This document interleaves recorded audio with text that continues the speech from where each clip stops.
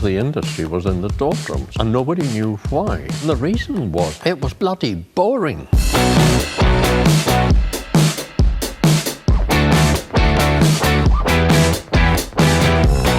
Mostly people said, oh no, you can't do that. If there had been any market for that sort of stuff, somebody would have done it before. Generally speaking, the whiskey industry was so set in its ways, it couldn't conceive of any change. It had been around for well over 100 years. Everybody thought this was as good as it could be. Possibly some people were thinking twice about it because the industry was in the doldrums. Markets were falling and nobody knew why.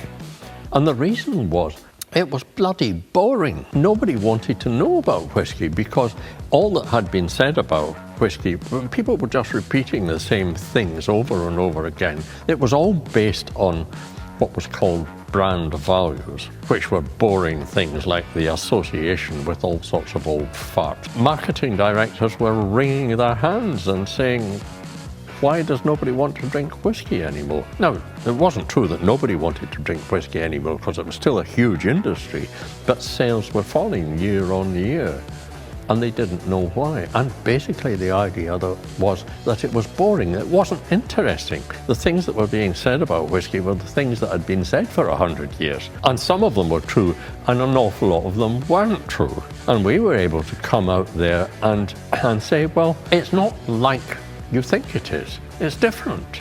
The real thing, the whiskey taken in its perfect form, which was at cask strength, different from the stuff you're getting in bottle, and the story behind it is interesting. And people were very receptive to that sort of idea. And we could demonstrate the truth of it. All you had to do was to let people try it. And people who were used to drinking whiskey said, this is marvelous.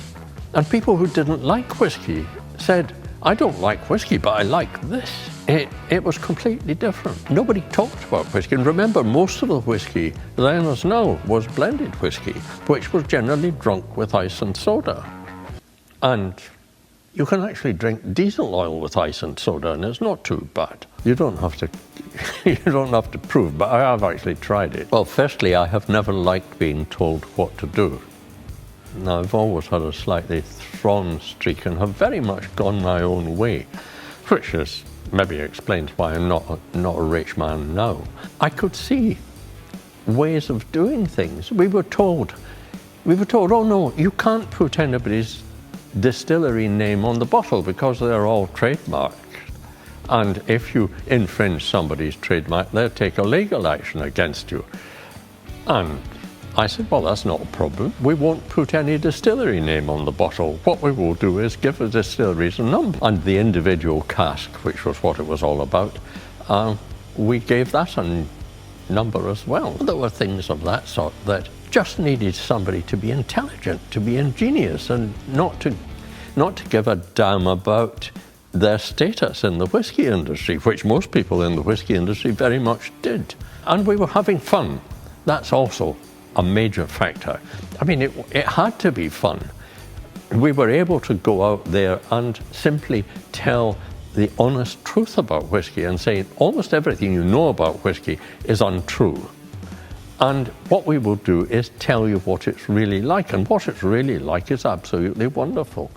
And it was easy, it was fun. My friends and I had lots of fun, and the old guard didn't.